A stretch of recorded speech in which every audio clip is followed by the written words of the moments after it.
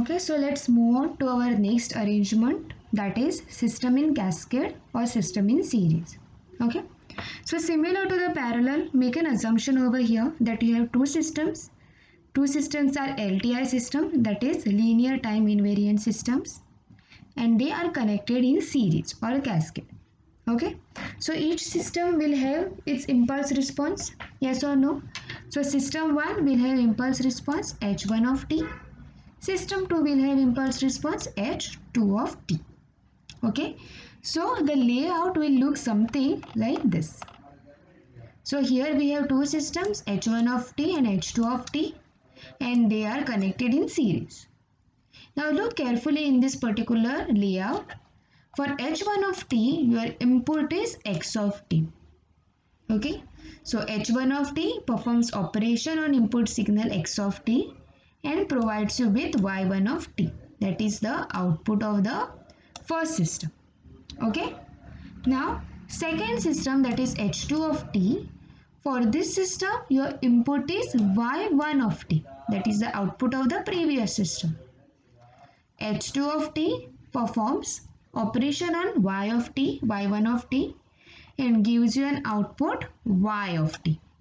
Okay, so in order to achieve the total output y of t, first you need to calculate what? y1 of t.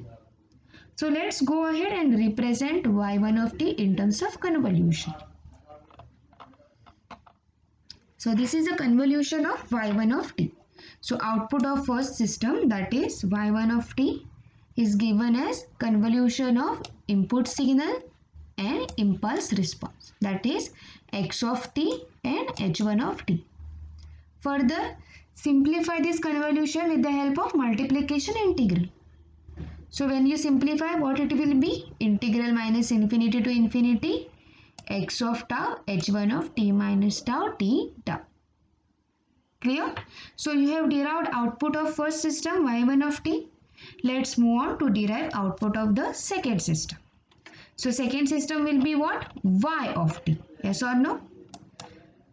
So let's consider y of t over here as y of m. So we have made an assumption that t tends to m.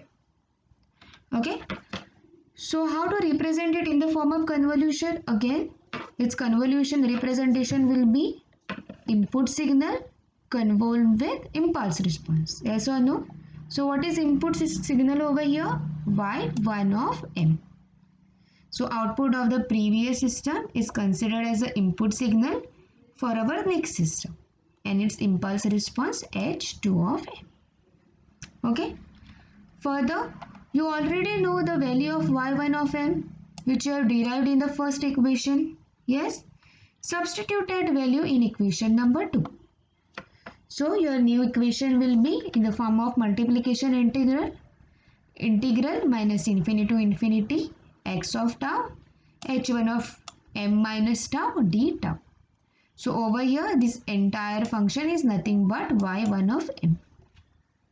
Okay, convolve with h2 of m. Okay, now represent this entire equation in the form of convolution again. So substitute it in the form of convolution formula and you will get this final equation. Okay, clear? So here we have taken k as the transformation function. Now in next step, what we do is that we represent this k minus tau in terms of q.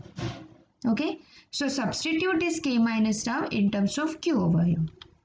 So new integral equation will be integral minus infinity to infinity x of tau we have taken common, then integral minus infinity to infinity h1 of q h2 of m minus tau minus q.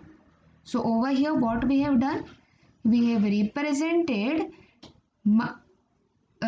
minus t minus q in the form of minus k. Clear? And dq d tau. Now further, in the next step, what we have done, we have represented this entire parameter in the form of h of m minus tau. Okay, so the new equation is integral minus infinity to infinity x of tau h of m minus tau d tau. Next, simplify this in the form of convolution. So it will be x of m convolved with h of m. Clear?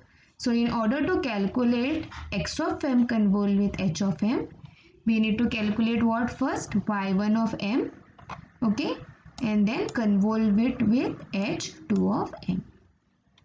Okay, so hence it is proved that in order to calculate impulse response of interconnected systems which are connected in series, you need to perform convolution of individual impulse responses. Okay, so impulse response of the two systems which are connected in series or cascade is the convolution of individual response.